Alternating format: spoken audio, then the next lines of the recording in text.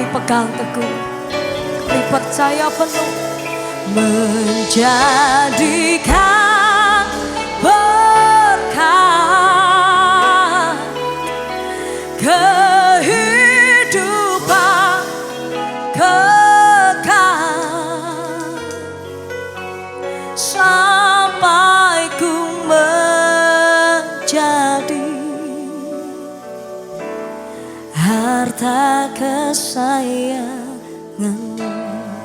Mari jemaat Tuhan sendiri nyanyikan pujian ini sebagai doamu di hadapan Tuhan. Katakan firman-Mu, firman-Mu, how I love you Lord.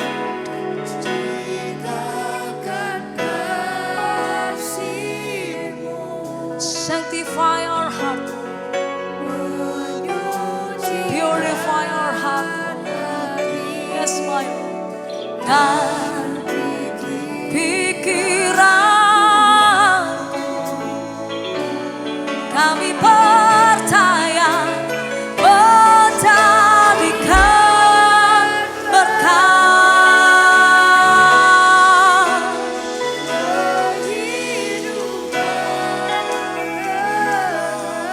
biar kami menjadi sesuai dengan apa yang Kau inginkan, menjadi sesuai dengan apa yang menjadi tujuan-Mu ya Tuhan.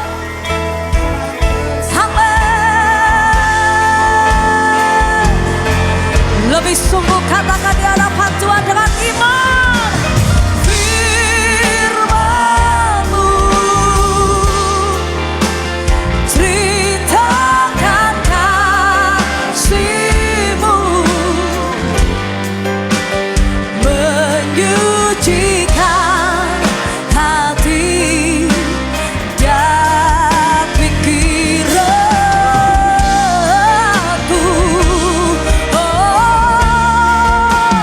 Menjadikan berkat kehidupan kekal sampai ku menjadi harta kesayangan-Mu, sampai Kau jadikan, sampai ku menjadi harta kesayangan-Mu. Terima kasih Tuhan, sampai ku menjadi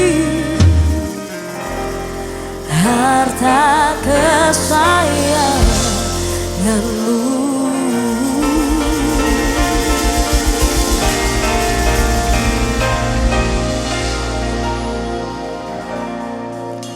Kami bersyukur untuk kebaikan Tuhan dalam hidup kami. Kami percaya setiap kami yang hadir pada malam hari ini, kami datang dengan hati yang rindu, tulus, mau untuk dengar firman. Kami telah memuji, menyembah Tuhan, kami meninggikan nama Tuhan. Kami hanya rindu Tuhan, Engkau berkenan atas setiap apa yang telah kami nyanyikan. Setiap puji-pujian kami. Supaya bukan kami yang diagungkan, tapi kami mau mengagungkan nama Tuhan. Amen. Bukan kami yang disenangkan, tapi kami mau menyenangkan Tuhan. Sehingga sampai detik ini Tuhan kami berdiri, kami sehat, kami kuat dari tahun 2025 sampai tahun 2026. Di bulan yang pertama ini kami mau mengucap syukur sama Tuhan, karena Tuhan tetap menyertai langkah kami. Tuhan tetap menyatakan kebaikan Tuhan dalam hidup kami. Sehingga kami boleh terus merasakan itu dalam hati dan hidup kami. Kami boleh terus menikmati itu dari hari-hari hidup kami. Dan hari ini Tuhan kami mau memberikan waktu yang berkualitas. Hati yang siap, hati yang rindu untuk diisi dengan firman Tuhan. Hati yang mau untuk diajar dan dibentuk sesuai kebenaran Tuhan. Mungkin hamba-Mu ini Tuhan hamba yang terbatas. Hamba yang gak layak, tapi hamba percaya bahwa ada kuasa Tuhan yang tidak terbatas. Dan Tuhanlah yang akan melayakkan hamba-Mu untuk menyampaikan isi hati Tuhan. Pakai hamba sesuai dengan kehendak Tuhan, nyatakan dan berbicara bagi setiap kami jemaat Tuhan yang hadir. Kuduskan tempat ini Tuhan, terutama kuduskan setiap hati kami supaya kami layak menerima firman Tuhan. Di dalam nama Tuhan Yesus kami siap mendengar firman yang percaya dan siap sama-sama katakan amin. Puji Tuhan, silakan duduk.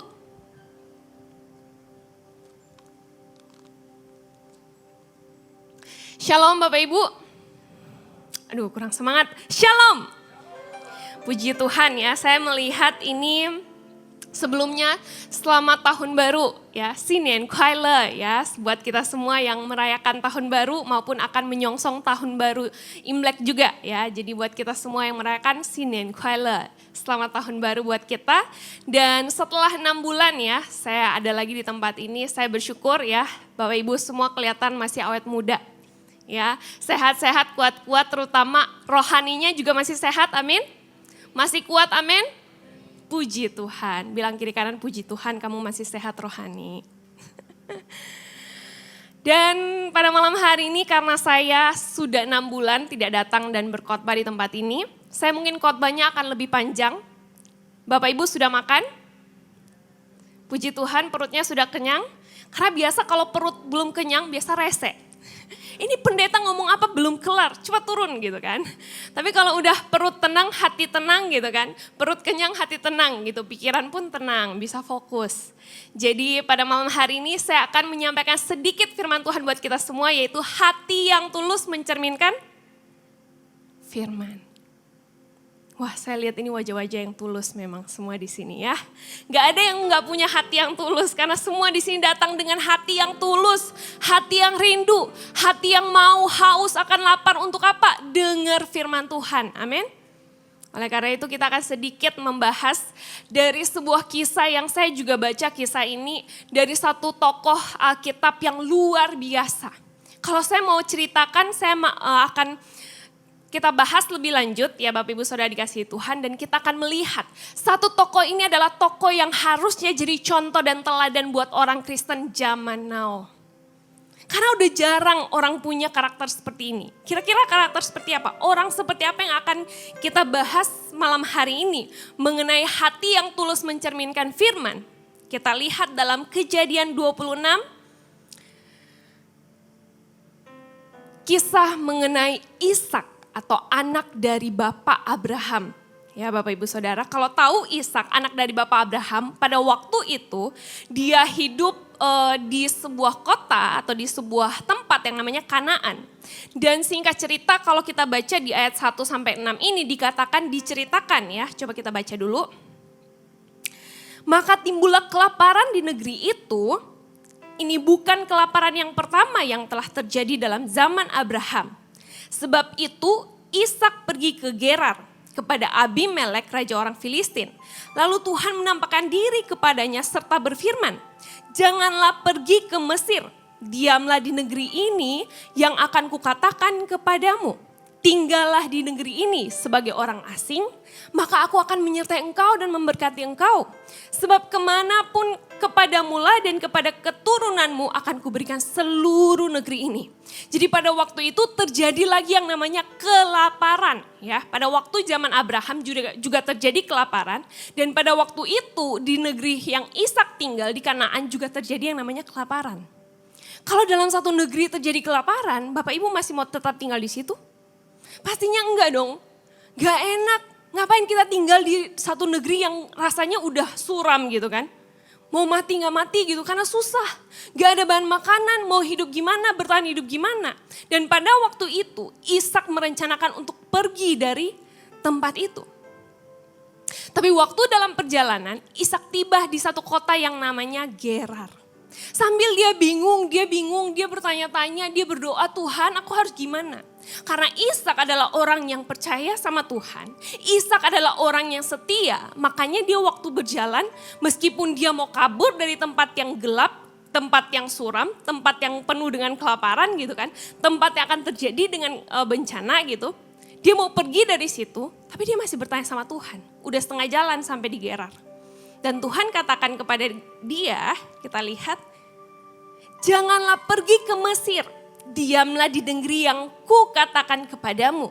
Firman Tuhan katakan bahwa waktu dia mau melangkah, dia udah sampai di Gerar, tapi Tuhan bilang kamu berhenti, jangan pergi. Kamu tetap di situ, stay.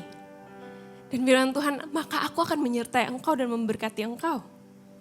Kalau secara logika, saya taruh dalam diri saya ya Bapak Ibu, ini gimana Tuhan? Aku akan melanjutkan hidup di suatu tempat di tanah yang nantinya kering.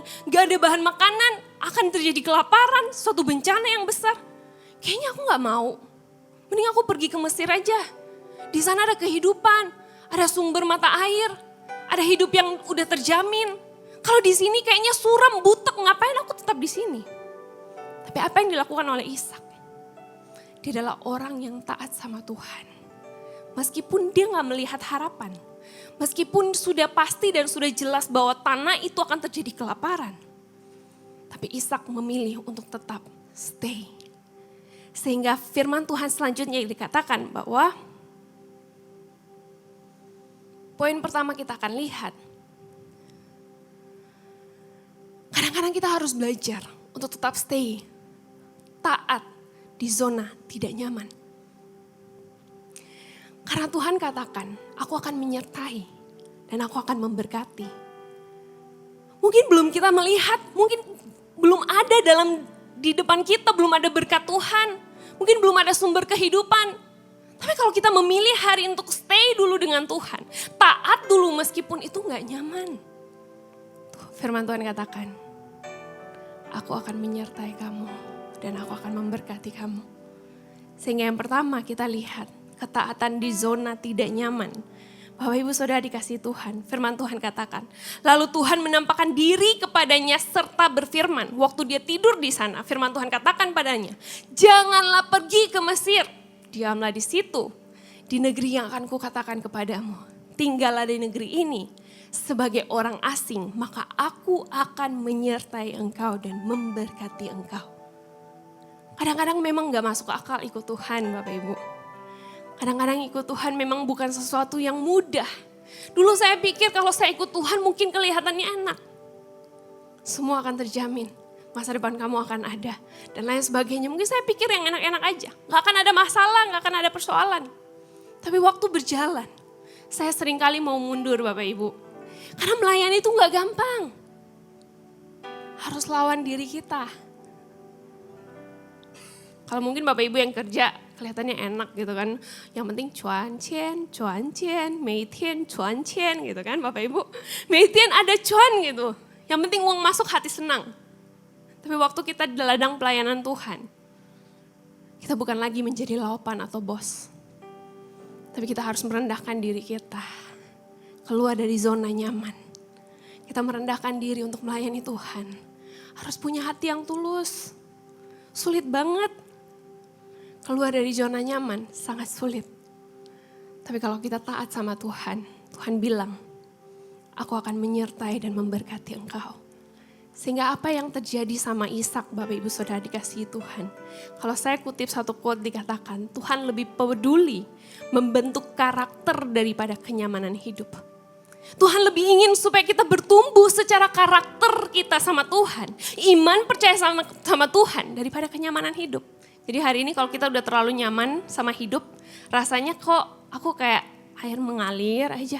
Kok gak ada masalah, gak ada tantangan, kok gak ada cobaan yang menguji karakter aku. Berarti coba cari masalah dikit Bapak Ibu. Biar bisa tambah pembentukan karakter mungkin ya. Kalau hari ini kita sedang tidur, apalagi rohani kita sedang masuk dalam yang namanya zona nyaman. Hati-hati Bapak Ibu. Karena kita tidak sedang bertumbuh. Tapi Tuhan mau hari ini. Kadang-kadang Tuhan lebih peduli membentuk karakter kita. Yang perlu kita lakukan, taat dulu sama Tuhan. Taat dulu sama kehendak Tuhan. Taat dulu sama yang Tuhan mau. Mungkin buat pekerjaan kita, mungkin buat rumah tangga kita, mungkin buat lingkungan kita, mungkin buat apa yang kita lakukan hari ini. Coba kita belajar tanya Tuhan sama kayak Ishak. Selain tanya Tuhan, kalau Tuhan udah kasih jawaban, cobalah untuk taat. Karena kadang-kadang kita udah tanya sama Tuhan, tapi Tuhan belum jawab atau Tuhan udah jawab. Tapi kita memilih untuk apa? Gak dulu kayaknya ini bukan sesuai dengan yang aku mau. Ini yang aku mau nih yang kayak gini, Tuhan kayaknya bukan jawab. Jawaban Tuhan ini bukan kayak gini. Sehingga hari ini Bapak Ibu Saudara dikasih Tuhan. Kalau kita bilang taat sama Tuhan, kadang-kadang keluar dari zona nyaman. Yaitu yang harus kita bayar. Sangkal diri dan pikul salib. Sehingga di ayat selanjutnya coba kita lihat di ayat 26. Di Kejadian 26 ayat 7-11. Firman Tuhan katakan, ketika orang-orang di tempat itu bertanya tentang istrinya, berkatalah, "Iya, dia saudaraku." Sebab ia takut mengatakan, "Iya, istriku." Karena pikirnya, jangan-jangan aku dibunuh oleh penduduk tempat ini karena Ribka istrinya. Sebab elok parasnya. Setelah beberapa lama ia ada di sana, pada suatu kali menjenguklah Abimelek raja orang Filistin itu dari jendela. Maka dilihatnya Ishak sedang bercumbu-cumbuan dengan Ribka istrinya. Lalu Abimelek memanggil Ishak dan berkata, "Sesungguhnya dia istrimu. Masa engkau berkata dia saudaraku?" Jawab Ishak kepadanya, "Karena pikirku jangan-jangan aku mati karena dia." Tetapi Abimelek berkata, "Apakah juga yang akan kau perbuat ini terhadap kami? Mudah sekali terjadi salah seorang dari bangsa ini tidur dengan istrimu. Sehingga dengan demikian engkau mendatangkan kesalahan atas kami." Lalu Abimelek memberi perintah kepada seluruh bangsa itu. Siapa yang mengganggu orang ini atau istrinya, pastilah ia dihukum mati. Bapak Ibu, kalau kita lihat dari kisah ini, mungkin kelihatannya biasa aja. Tapi kalau kita cermati Bapak Ibu Saudara dikasih Tuhan, Raja Abimelek ini sedang marah. Ya kan? Dia sedang marah, kenapa kamu bohong? Ishak, kenapa kamu bohong? Dia istri kamu, kenapa kamu bohong? Tapi at the end atau bagian terakhir, kenapa Abimelek bilang siapa yang ganggu dua orang ini akan dihukum? Dihukum mati. Itu artinya yang terjadi kadang memang pikiran Ishak pikiran manusia. Tetapi penyertaan dan pelindungan Tuhan itu selalu ada. Sehingga yang terjadi Abimelek gak marah, gak menghukum Ishak dan istrinya. Tapi malah Abimelek melindungi mereka dari kejahatan. Jadi hari ini kalau kita taat sama Tuhan, kemanapun kita merangkak, mungkin kadang-kadang kita bisa buat salah. Kita bisa buat kesalahan-kesalahan yang dalam hidup kita terjadi. Tapi waktu kita berbalik datang sama Tuhan, kita minta ampun sama Tuhan. Saya percaya bahwa kita semua pasti dapat pengampunan dari Tuhan. Tapi hari ini jangan juga pakai hidup kita untuk terus jatuh dalam dosa, terus melakukan kesalahan. Tapi mari kita belajar untuk berbalik sungguh-sungguh dengan Tuhan. Sehingga di ayat yang berikutnya Bapak Ibu, slide berikutnya kita lihat bahwa kadang-kadang Allah menjanjikan penyertaan dan berkat dalam proses ketaatan. Bukan setelah lari dari masalah. Jangan hanya mau kabur dari masalah seperti yang dilakukan Ishak. Dia enggak kabur tapi dia tanya dulu sama Tuhan. Dan untungnya dia belajar untuk taat sama Tuhan. Karena ketaatan di zona tidak nyaman. Hari ini Bapak Ibu Saudara kita belajar. Jangan lari dari masalah, tapi hadapi. Banyak orang Kristen hari ini habis buat masalah terus kabur aja gitu kan. Kayaknya lebih enak tenggelam dan kubur masalahnya. Pindah lagi ke tempat lain. Atau mungkin kita lagi dalam gereja, kita udah gak puas di sini, banyak konflik yang terjadi. Kita gak mau hadapi juga. Kita maunya kabur. Kita pindah ke tempat lain akan terjadi yang sama. Tuhan sedang mau proses hidup kita Bapak Ibu. Kita mau lari sampai kapanpun. Proses itu kalau kita gak hadapi gak akan selesai. Tapi kalau hari ini Tuhan izinkan masalah persoalan dalam hidup rumah tanggamu. Hadapi itu. Bilang dalam hatimu, hadapi itu. Karena Tuhan mau kita mengandalkan Tuhan. Jangan hadapi dengan kekuatan kita. Karena kita gak akan mampu Bapak Ibu. Jangan hadapi dengan keinginan kita. Tapi mari kita hadapi dengan Tuhan. Kita gandeng tangan Tuhan. Karena ketaatan selalu ada penyertaan Tuhan. Kalau kita hadapi dengan Tuhan. Kalau kita belajar taat dengan Tuhan. Selalu akan ada penyertaan Tuhan dalam hidup kita. Dulu 1,5 tahun yang lalu waktu saya mau berangkat ke Cina Bapak Ibu. Masih seputar Cina karena saya pelayanan di sana. Saya pikir ini keluar dari zona nyaman saya rasanya gak enak. Karena dulu saya berangkat ke sana bahasa Mandarin saya itu benar-benar cupu orang bilang. Kayaknya cuman bilang xie-xie aja bisa gitu kan. Cuman bisa xie-xie atau puhaise kalau mau lewat orang atau kata-kata yang simple-simple saya bisa. Saya juga gak tahu daerah Guangzhou. Rasanya sulit. Tapi di sana saya berdoa sama Tuhan. Dan saya bilang, Tuhan kalau Tuhan memang mau bawa saya sampai sini, saya udah taat, saya sampai sini. Tapi apa selanjutnya? Saya cari orang di mana untuk gereja. Gereja udah tutup, gak ada lagi orang yang mau untuk bergereja. Saya harus mulai dari mana? Saya berdoa di situ Bapak Ibu. Dan akhirnya saya tahu, semakin saya ingin kabur dari pelayanan, semakin saya ingin hilang dari Tuhan. Tuhan selalu tunjukkan kalau ada penyertaan Tuhan. Tuhan selalu buat jalan-jalan yang saya tidak pernah pikirkan. Dan kalau Bapak Ibu mau tahu, terlalu banyak. Yang orang pikir ini gak mungkin, ini mustahil. Saya alami terlalu banyak. Di Cina penyertaan Tuhan luar biasa.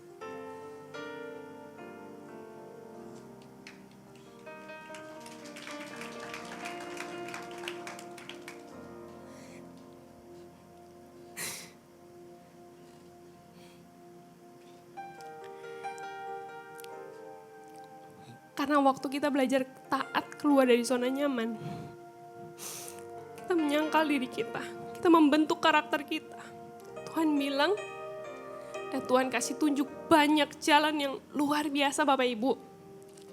Dan kalau kita sedang berjalan dalam kehendak Tuhan, saya mau bilang, kalau kita sedang taat dengan Tuhan, Tuhan itu hidup.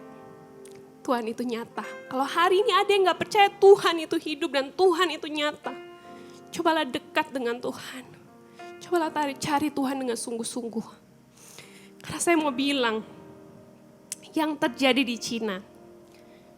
Sebentar, saya sudah selesai mewek Bapak Ibu. Sangat luar biasa.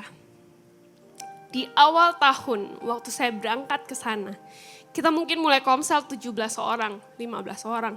Itu pun tentatif, 1 bulan kemudian saya udah bingung, kehabisan. Saya mau ngajak siapa lagi? Rasanya setiap yang saya udah kontak nih kayaknya udah gak mau datang lagi. Karena kelihatannya kita juga baru mau buka, masih jalan kaki gitu kan. Ini gimana konsepnya gimana dan lain sebagainya. Di semester kedua, gembala kita mendapatkan sebuah visi. Dia mendapatkan mimpi, kalau jemaat kita akan jadi banyak. Awalnya saya ragu, paling juga hanya bunga tidur karena dia baru habis dari Guangzhou Bapak Ibu. Dia chat dalam grup, bukti chatnya ada di bulan September. Dia bilang seperti ini, wah saya lihat kalau gereja kita itu bakal penuh. Saya berdiri di belakang, terus ada pemain musik, ada cewek, ada cowok, kursinya penuh sampai ke depan. 1 tahun sudah berlalu bulan September, sampai akhirnya mulai Januari dan lain sebagainya. Di akhir Natal tahun pertama kita Natal, jemaatnya puji Tuhan 38 orang. Dari yang mungkin gak ada orang gitu kan. 38 orang. Saya bersyukur, 1 jiwa pun saya bersyukur sama Tuhan. Setiap hari, setiap malam saya berdoa, Tuhan kirimkan jiwa. Karena saya gak tahu, saya gak mampu secara manusia. Saya pikir saya mau melangkah kemana, ini negara yang baru buat saya. Saya cuma berdoa sama Tuhan, karena saya tahu manusia gak bisa menggerakkan hati manusia yang lain. Tapi Tuhan mampu menggerakkan hati orang. Tuhan tahu siapa yang butuh akan Tuhan. Waktu saya berdoa, setiap hari Sabtu saya selalu mengajak anak-anak di sana untuk doa bareng. Dan setiap pokok doa saya hanya taruhkan satu. Saya rindu jiwa-jiwa yang belum kenal Tuhan. Saya rindu jiwa-jiwa yang hari ini luntang-lantang gak tahu mau kemana. Mereka yang datang cari Tuhan. Dan itu terbukti nyata Bapak Ibu. Saya gak melakukan apa-apa. Tuhan yang buat semua terjadi. Karena dari awal saya tahu ini pekerjaan Tuhan bukan pekerjaan saya. Saya gak bisa bermegah diri. Karena ini bukan bagian saya. Tapi saya tahu ini pekerjaan yang Tuhan titipkan buat gereja kita Bapak Ibu. Gereja ini ada Tuhan. Sehingga hari ini yang perlu kita lakukan tetap taat. Meskipun itu di luar dari comfort zone kita. Di luar dari zona nyamannya kita. Belajar untuk taat, setia melayani, cari Tuhan dengan sungguh-sungguh. Karena Tuhan itu nyata dan hidup. Sehingga di poin selanjutnya Bapak Ibu kita lihat. Waktu saya sudah mau habis. Gak apa-apa ya, saya sampai 2 jam Bapak Ibu.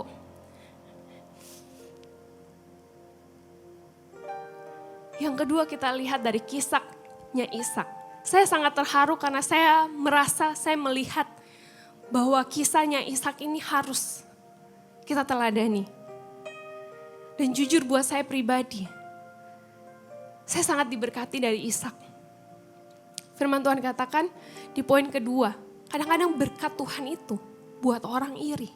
Dan apa yang dilakukan oleh Ishak, Bapak Ibu dikatakan, maka menaburlah Ishak di tanah itu dan dalam tahun itu juga ia mendapat hasil 100 kali lipat. Sebab ia diberkati Tuhan. Dan orang itu menjadi kaya, bahkan kian lama kian kaya. Sehingga ia menjadi sangat kaya. Ia mempunyai kumpulan kambing domba dan lembu sapi serta banyak anak buah. Sehingga orang Filistin itu cemburu kepadanya. Waktu kita dalam penyertaan Tuhan, waktu kita taat dengan Tuhan, waktu kita diberkati Tuhan. Banyak orang yang mungkin hari ini ingin menjatuhkan kita. Mungkin kita diberkati bukan hanya secara materi, tapi secara rohani. Mungkin kita dipakai Tuhan dengan luar biasa. Banyak orang ingin kita untuk jatuh. Banyak orang iri dengan kita. Banyak orang tidak suka.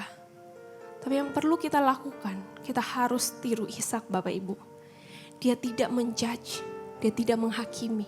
Bahkan mereka mengusirnya di slide selanjutnya. Dikatakan, segala sumur yang digali dalam zaman Abraham ayahnya oleh hamba-hamba ayahnya itu telah ditutup oleh orang Filistin dan ditimbun dengan tanah. Lalu Abimelek berkata kepada Ishak, pergilah dari tengah-tengah kami sebab engkau telah menjadi jauh lebih berkuasa daripada kami. Mereka iri karena dia udah lebih diberkati, dia udah lebih dipakai Tuhan, dia udah lebih punya segalanya. Sedangkan mereka gak punya apa-apa. Ini tanah yang penuh dengan kelaparan, tanah yang sulit. Tapi waktu dia menabur karena ada tangan Tuhan yang memberkati, maka semua berhasil dan jadi. Tapi waktu semua udah berhasil, dia diusir, dia disuruh keluar. Dan apa responnya Ishak? Pergilah Ishak dari situ. Dan berkemahlah ia di lembah Gerar. Dan ia menetap di situ. Dia gak marah, dia gak protes. Loh, kalau kita ya Bapak Ibu, kalau kita, apalagi itu bagiannya kita. Tetangga kita bisa usir gitu kan. Kasih denda, lapor polisi. Kita bisa marah-marah, kita gak terima.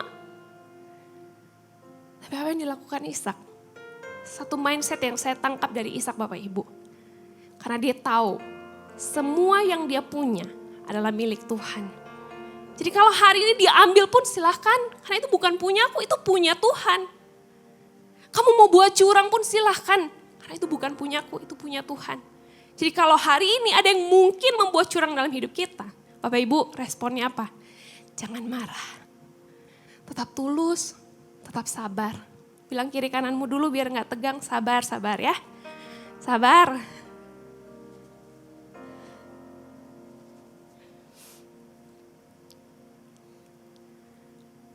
Karena ini yang dilakukan.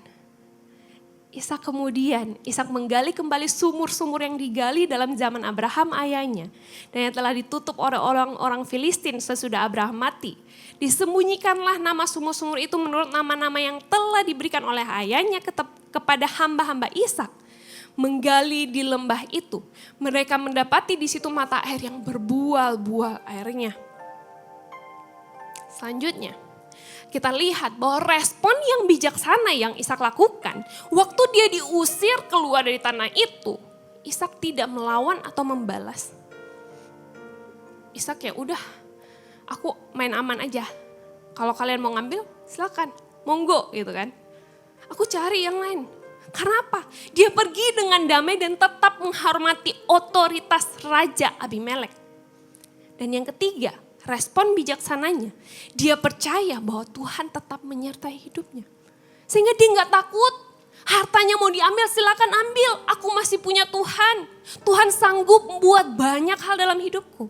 Nah hari ini jadi orang Kristen, harusnya seperti itu Bapak Ibu. Jangan sampai hari ini kita dicurangi bisnis kita. Kita pergi ngamuk-ngamuk, marah-marah gitu kan. Gak ada solusi, tambah kacau. Kalau kita mau berjalan dengan Tuhan, cobalah untuk jadi bijaksana. Karena yang Tuhan mau bukan melawan, bukan membalas, tapi mengalah. Sudahkah kita hari ini belajar untuk mengalah? Karena mengalah bukan berarti kalah Bapak Ibu Saudara. Tapi kita sedang menjaga damai yang Tuhan berikan. Kita sedang menjaga ketulusan hati kita. Meskipun orang buat curang, orang buat jahat, kelihatannya kita cupu, kita kalah, gak apa-apa Bapak Ibu. Karena kita anak Tuhan, peliharalah damai, tetaplah cari damai. Kalau ada itu lagu yang udah jadul banget zamannya Bapak Mama saya. Kalau ku cari damai, hanya ku dapat dalam Yesus. Kalau ku cari ketenangan, hanya ku temui di dalam Yesus. Tak satu pun dapat menghiburku, tak seorang pun dapat menolongku. Hanya Yesus jawaban hidupku. Jadi hari ini teruslah pelihara damai dalam hati dan hidupmu Bapak Ibu. Jangan suka cari masalah atau buat masalah. Karena hidup sudah cukup sulit.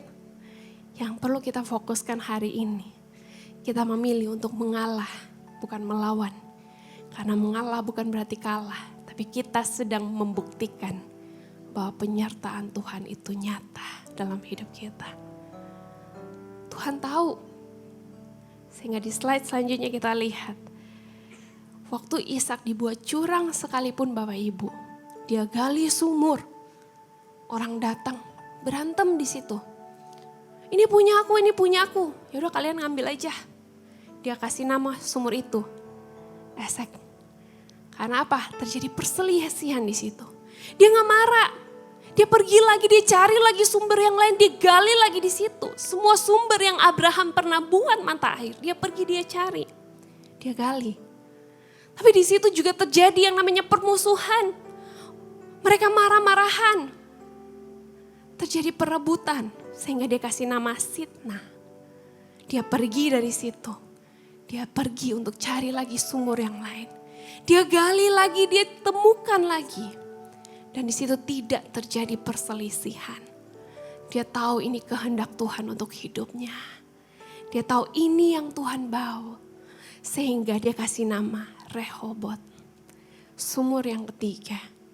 Meskipun kelihatannya gak adil. Aku yang buat, aku yang kerja. Ini punya aku, harusnya namaku. Ini hasilku, kenapa jadi punya kamu? Kelihatannya gak adil. Karena di dunia ini memang gak ada yang adil. Tapi sudahkah kita hari ini terus menggali yang Tuhan mau dalam hidup kita? Karena jangan-jangan yang kita sedang perebutkan hari ini hanya keinginan kita, bukan keinginan Tuhan. Yang kita sedang mau hari ini hanya untuk menyenangkan kita, bukan menyenangkan Tuhan. Padahal yang harusnya kita lakukan Bapak Ibu, kita cari yang menyenangkan Tuhan. Kita cari Rehobot yang penuh dengan damai harusnya. Bukan masalah, bukan persoalan. Makanya hari ini selanjutnya poin ketiga kita mau lihat. Teruslah menggali sumur. Sumur apa yang harus kita gali? Sumur yang penuh dengan damai. Sumur yang harus kita cari, yaitu apa? Hubungan kita dengan Tuhan. Sudahkah terus kita cari hubungan kita dengan Tuhan? Keinginan Tuhan dalam hidup kita. Kadang-kadang proses menggali membutuhkan apa? 3, kesabaran. Gak langsung berhasil karena sulit. Yang kedua, kita butuh hikmat. Belajar dari apa? Setiap penolakan. Jujur Bapak Ibu, saya melayani di Guangzhou bukan 1 kali ditolak. Beribu-ribu kali. Ajak ke gereja, nanti dulu ya. Aku lagi liburan nih, gak ada di Guangzhou. Nanti dulu ya kalau aku gak sibuk. Aku lagi belajar, nanti dulu ke gereja. Selalu ada penolakan. 1 semester awal saya sangat stres Bapak Ibu. Waktu ada diajak dan ditolak tuh stres banget. Saya stres Bapak Ibu. Kenapa Tuhan? Tapi waktu 1 kali, waktu saya ditolak, ada 1 firman Tuhan saya lupa, tapi mungkin di Galatia. Dikatakan bahwa hari ini kamu mau cari hanya untuk menyenangkan manusia atau menyenangkan Tuhan. Kenapa kamu hanya mau melakukan semuanya untuk manusia? Ingatlah bahwa apa yang kamu lakukan itu untuk Tuhan. Jadi meskipun kamu ditolak, yang kamu sedang beritakan adalah kebenaran Tuhan. Gak usah takut. Dari situ Bapak Ibu, saya selalu memberanikan diri. Meskipun kemarin dia tolak, hari ini saya chat lagi. Meskipun hari ini saya ditolak, besok saya chat lagi. Ayo gereja, kamu udah janji. Saya terus tagih janjinya Bapak Ibu. Kelihatannya seperti rentenir tagih hutang ya. Enggak Bapak Ibu, saya sedang tagih supaya mereka juga mau masuk dalam kerajaan Tuhan. Karena mereka sedang lupa dengan dunia. Dan yang saya ingin, supaya semua anak muda boleh kembali mencari Tuhan sungguh-sungguh. Dan yang terjadi, Bapak Ibu, kemarin Natal, saya juga gak nyangka, ini jemaat dari mana? Masuk semester yang kemarin, semester ketiga, pengenapan Tuhan terjadi, visi Tuhan dinyatakan. Dan saya juga gak nyangka. Saya lupa dengan chat itu Bapak Ibu. Dan terjadi di Natal kemarin, kita 90 jemaat. Saya nggak tahu, tapi tiap minggu kalau yang dulu semester 1, semester 2 itu cuma 15, 20, paling banyak 25, 30 pernah, 32 pernah. Tapi di semester ketiga, beberapa teman-teman kita juga, satu keluarga dari Valeri juga datang ke sana. Dan mereka juga puji Tuhan. Saya percaya kalau visi Tuhan, Tuhan sertai. Karena apa Bapak Ibu? Kalau Tuhan sertai, apa yang kita lakukan itu berhasil. Tuhan sudah menyediakan. Saya juga gak nyangka di semester ketiga waktu mereka semua pergi, Tuhan kasih jiwa yang banyak. Bukan salah satu dari kita yang bekerja paling keras, gak ada Bapak Ibu. Kalau saya mau bilang gak ada satupun yang bekerja paling keras. Tapi inilah penggenapan visi Tuhan. Saya gak nyangka. Karena kita gak ada yang setiap hari chat, setiap hari cari jiwa, setiap hari gini, gak ada. Semua kita hanya fokus hari ini mau bikin kegiatan apa. Kita mau bikin apa, kita mau bikin apa. Dan kita hanya berdoa sama Tuhan. Gak nyangka Tuhan mengerjakan lebih dari manusia pikirkan.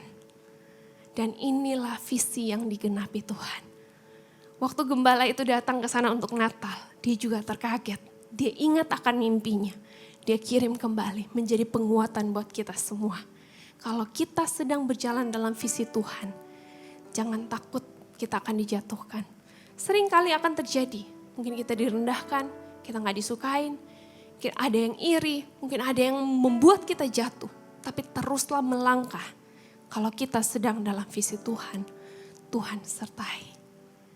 Makanya hari ini kita perlu yang namanya hikmat dari Tuhan. Dan yang ketiga, punyalah kelunakan hati, rendah hati. Supaya apa? Kita gak dendam dengan yang sekeliling kita. Orang yang buat kita sakit hati mental. Hati kita gak sakit karena ada Tuhan di dalamnya. Kita gak mudah terombang ambing. Sehingga ketekunan dan komitmen membuat kita akan tetap fokus pada Tuhan. Bukan pada masalah dan persoalan yang terjadi. Dan yang terakhir Bapak Ibu. Setelah apa yang dilalui oleh Ishak. Mereka mengusir dan lain sebagainya. Dia gali sumur dapat berkat dan lain sebagainya. Akhirnya mereka datang lagi sama dia. Dan mereka bilang, karena kamu disertai Tuhan. Karena kamu kita lihat bahwa kemanapun kamu pergi Tuhan sertai kamu. Dibuatnya berhasil, semuanya berhasil. Kita juga pengen. Tapi kalau menurut saya, kalau saya jadi Ishak, kamu udah usir aku. Ngapain lagi aku baik sama kamu? Kalau kita jadi manusia mungkin kita pikir buat apa aku baik lagi sama kamu. Kamu udah usir aku dari sana. Kamu udah makan semua yang udah dihasilkan. Semua berkat yang ada di tanahmu. Dan aku udah pergi dari situ. Kenapa kamu masih mau lagi balik sama aku? Tapi hari ini yang dinyatakan oleh Ishak. Firman Tuhan katakan. Kami telah melihat sendiri, mereka katakan bahwa Tuhan menyertai engkau. Sebab itu kami berkata, baiklah kita mengadakan sumpah setia antara kami dan engkau. Dan baiklah kami mengikat perjanjian dengan engkau. Bahwa engkau tidak akan berbuat jahat kepada kami. Karena mereka tahu bahwa dia disertai Tuhan. Bukan manusia, tapi Tuhan yang punya semuanya. Seperti kami tidak mengganggu engkau dan seperti kami semata-mata berbuat baik kepadamu. Dan membiarkan engkau pergi dengan damai. Bukankah engkau sekarang yang diberkati Tuhan? Kemudian Ishak mengadakan perjamuan bagi mereka. Lalu mereka makan dan minum. Heran bin ajaib Bapak Ibu. Karena Ishak gak marah. Tapi Ishak malah mengadakan perjamuan makan dan minum. Ya udah kalau gitu sini kita makan minum, kita buat perjanjian. Kalau kita akan berdamai. Dan ini yang harus kita lakukan Bapak Ibu. Meskipun kita udah dijahati, kita disakiti, kita sudah mengalah, kita udah sabar. Karena kita belajar taat sama Tuhan. Maka yang terakhir kita harus lakukan ini. Belajarlah. Next slide kita lihat. Bahwa mengampuni adalah kunci. Bukan hak kita untuk menghakimi. Tapi hak kita untuk mengasihi. Sekali lagi, bukan hak kita untuk menghakimi. Tetapi hak kita untuk mengasihi. Karena bagian Tuhan yang menghakimi. Bagian kita, lakukanlah belas kasihan. Kasihilah sesamamu. Kasihilah musuhmu. Firman Tuhan katakan, berdoalah buat mereka. Karena mereka mungkin hari ini gak tahu apa yang mereka lakukan. Tapi Tuhan tahu. Dan Tuhan mau kita tetap mengasihi. Pas sekali Bapak Ibu, waktu saya sudah selesai. Saya jemput kita bangkit berdiri, kita merenungkan firman Tuhan ini. Dari kisahnya Ishak,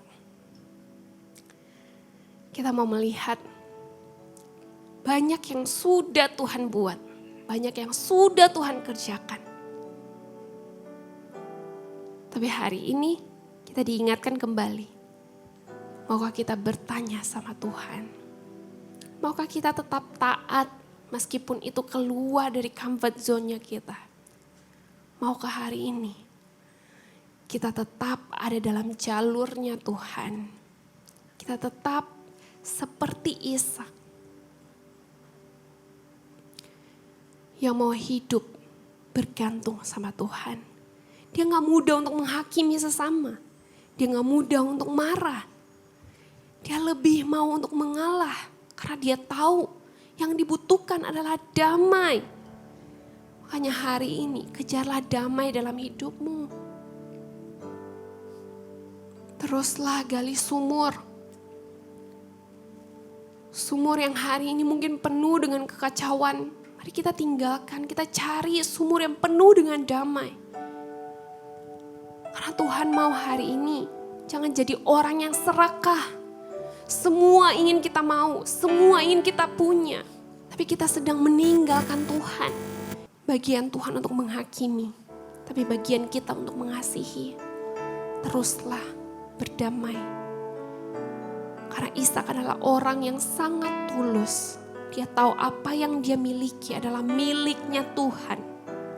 Hari ini, apapun yang kita miliki ingatlah.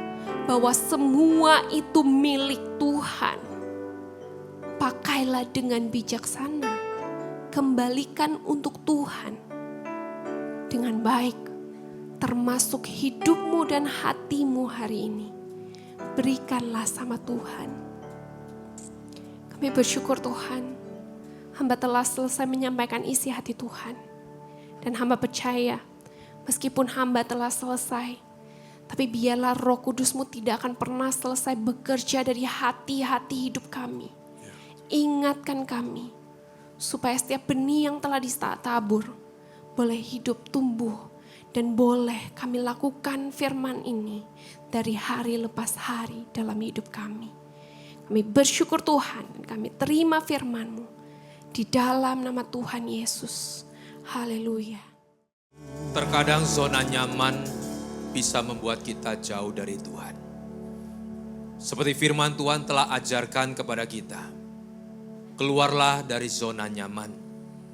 Terkadang Tuhan izinkan satu tempat yang buat kita tidak kita sukai. Tetapi melalui tempat itu Tuhan sedang membawa kita lebih lagi mengenal Tuhan. Oleh karena itu ajar kami Tuhan untuk respon dengan benar. Respon dengan bijaksana. Respon dengan mengandalkan Tuhan di dalam kehidupan kami. Dan kami pegang janji Tuhan. Visi yang Tuhan sudah berikan di dalam kehidupan kami. Mungkin setiap pribadi di tempat ini Tuhan telah menunjukkan sesuatu. Percayalah, pegang itu. Jikalau Tuhan berjanji, Dia tidak pernah lalai. Dia punya waktu dan Dia punya cara. Percayalah, cara Tuhan, waktu Tuhan, itulah yang terbaik di dalam kehidupan kita. Terima kasih Bapa. Setiap firman telah menguatkan kami, meneguhkan setiap iman kami. Biar kami kembali dari tempat ini ada satu kekuatan yang Tuhan sudah berikan melalui firman Tuhan. Iman kami telah dibangkitkan sehingga kami berjalan bersama dengan Tuhan dengan kuat percaya bahwa Tuhan menyertai setiap kami. Terima kasih Bapa.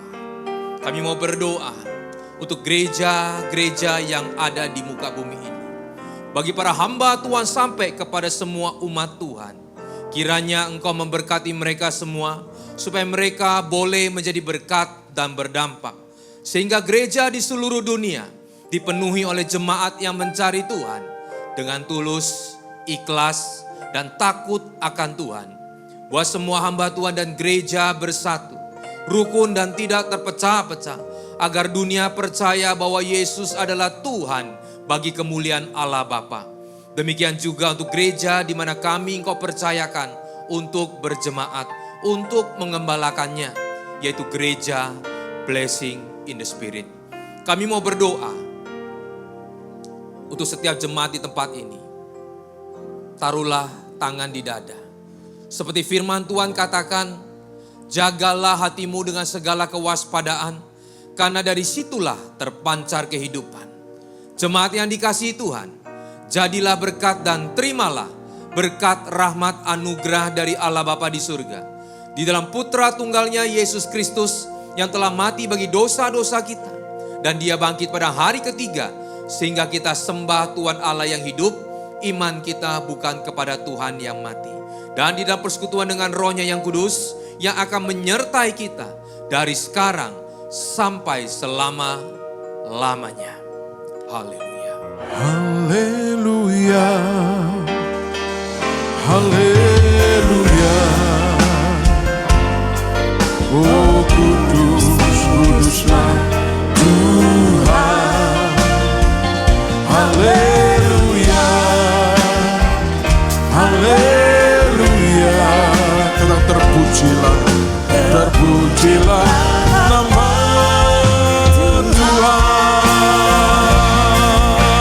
bersama angkat tanganmu katakan haleluya, haleluya. Kudus, kuduslah, oh kudus, kuduslah Tuhan. Haleluya, haleluya. Terpujilah nama Tuhan.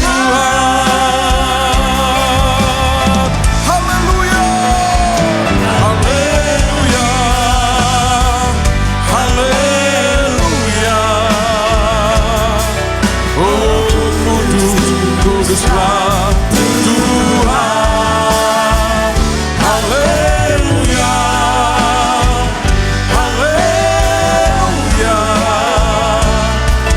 Terpujilah nama Tuhan, terpujilah, terpujilah nama Tuhan, terpujilah nama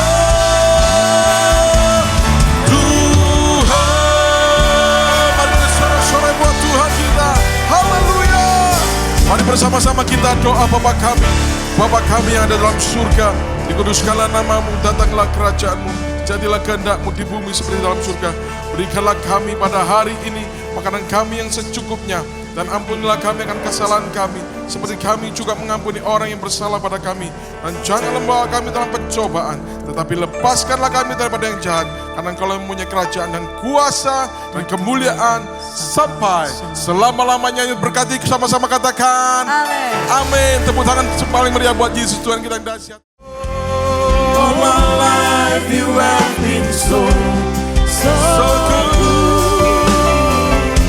With every breath that I am able, I will sing of the goodness of God. Your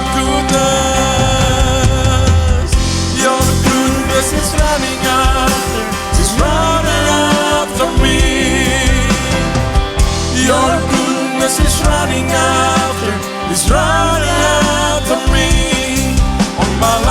lay down and surrender now.